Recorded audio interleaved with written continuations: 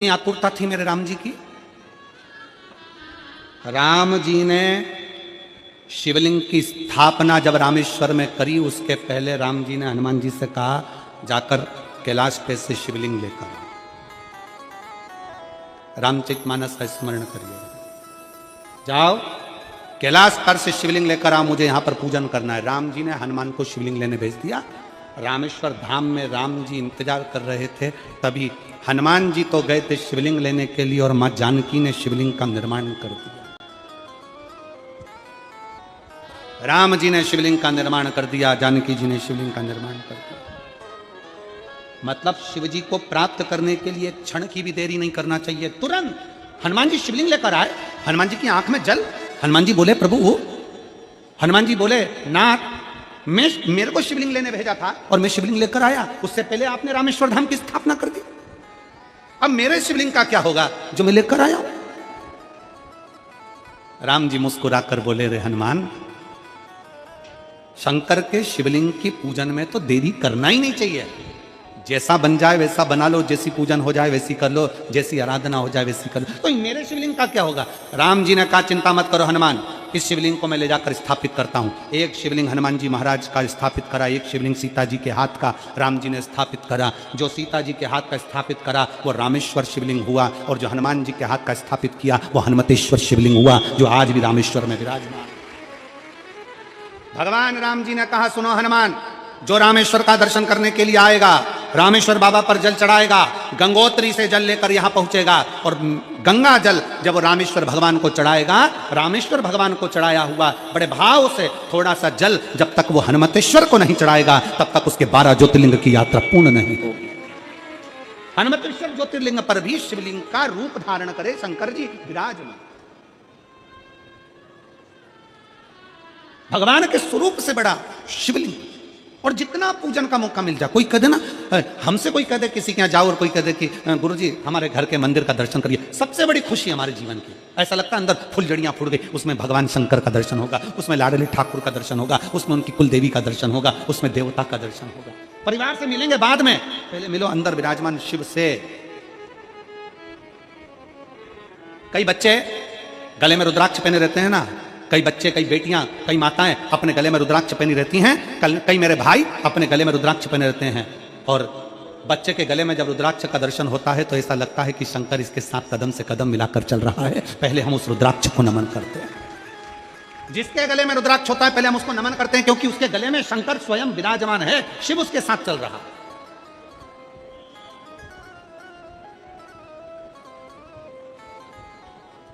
शिव उसकी साक्षी दे रहा है।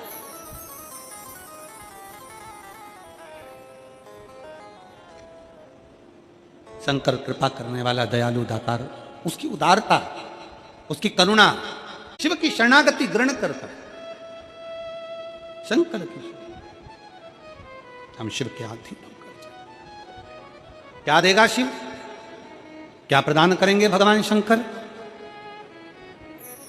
मेरी जीजियों, मेरे जीजाओं, मेरी माताओं, मेरे भाई, मेरी बहनों, मेरी बेटियों, बेटाओं, जो ये तुम्हारे पास में आकर कोई टॉफी बांट देता है, तुम्हारे पास आकर कोई पानी बांट देता है, तुम्हारे पास आकर कोई बिस्कुट बांट देता है, बाहर जाते जाते कोई खिचड़ी बांट रहा है, कोई चावल बांट रहा है, कोई सांबर बांट रहा है, कोई पूड़ी बांट रहा है, कोई सब्जी बांट रहा है, उस व्यक्ति का नंबर भी लेकर रखो और पूछना कि 3 महीने में तूने जो रायपुर में किसी का मुंह झूठा कराया था, तेरे को 3 महीने में बाबा ने दुगना चौगना दिया कि नहीं दिया। उससे पूछना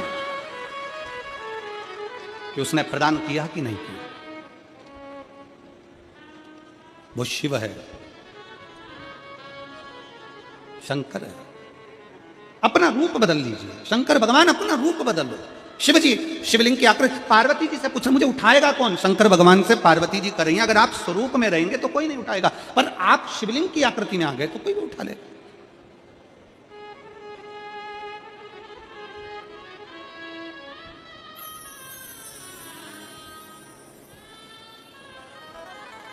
अपने बाप के घर, अपने पिता के घर,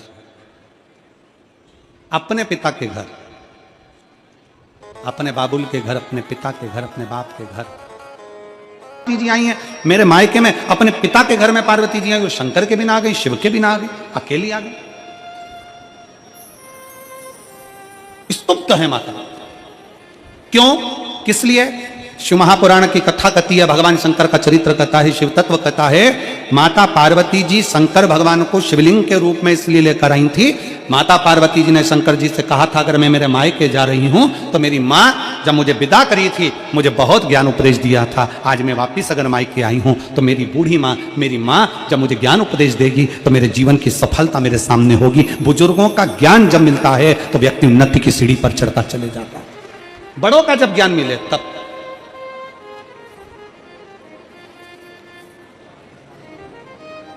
जब बुजुर्गों का कोई तजुर्बा मिले, ज्ञान मिले तो उन्नति की सीढ़ी पर चढ़ता चले जाता। और बहुत विचारणीय बात है, आज के समय में लड़का लड़की का संबंध होता है, आज के समय में विवाह होता है और विवाह होने के बाद वो विवाह अदालत में पहुंच जाता है और तलाक तक नौबत पहुंच जाती है। उसका कारण केवल इतना सा है कि आज के जमाने में ना लड़के को समझाने वाले हैं ना लड़की को समझाने वाले हैं। अगर लड़की के माँ बाप लड़की को समझाएं, बेटा जिंदगी में दुख तो लिखा रहता है, सबकी किस्मत में तकलीफें लिखी रहती है, माता जानकी को भी बन जाना पड़ गया था, जीवन में दुख लिखा रहता है, थोड़ा सा संघर्ष करोगे तो निश्चित है एक दिन राज सिंहासन पर भी बैठोगे। थोड़ा सा संघर्ष। लड़के को भी समझाया जाए, बेटा जिंदगी में सब तरह का भाव आता है, कोई का स्वभाव कैसा रहता है, कोई का स्वभाव कैसा रहता है, ये तो सब चलता रहता है, थोड़ा अपना स्वभाव को नरम बनो। और है कठिन, बहुत कठिन है।